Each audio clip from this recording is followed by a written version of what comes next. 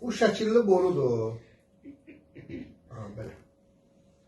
Bura qədər, bu səviyyəyə qədər maye ilə doldurublar. Su da ola bilər, spirt də ola bilər, civə də ola bilər. Oldu.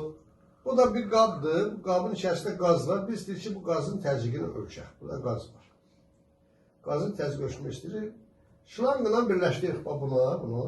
Şlanqla birləşdiririk. Bu dəqiqini bağlamışlar. Hələ açıq deyil. Oldu. Bu ventil açanda qazın təzyiqi çoxdursa, gəlir bunu aşağı basır. Bura aşağı basır.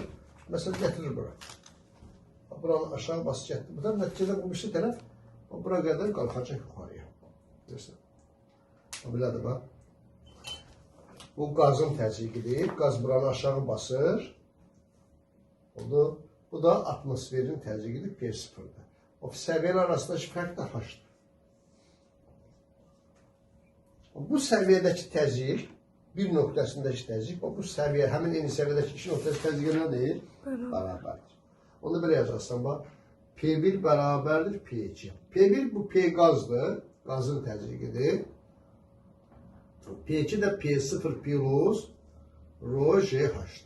Oldu. P0 sola aparsaq, alırıq ki, P qaz çıxılsın P0 bərabərdir rho JH. H hündürlükdə bilsənlər.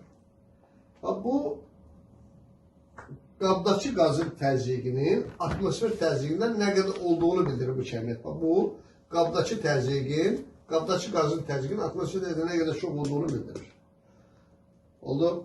Bu tərəf basır, bu tərəf yuxarı qaldırır, qazın təzyiqi. Əgər qazın təzyiqi az olsaydı, bu tərəf yuxarı qalxacaqdı, sağ qol aşağı düşəcəkdi. Oldu. Bu, elə bir ki, mayelə manometrin iş prinsipidir. Mayelə manometrin prinsipi işləyir. Bizim dərsimizdə 3-cü dərsin ən axırıncı şəkilidir. Bu qədər.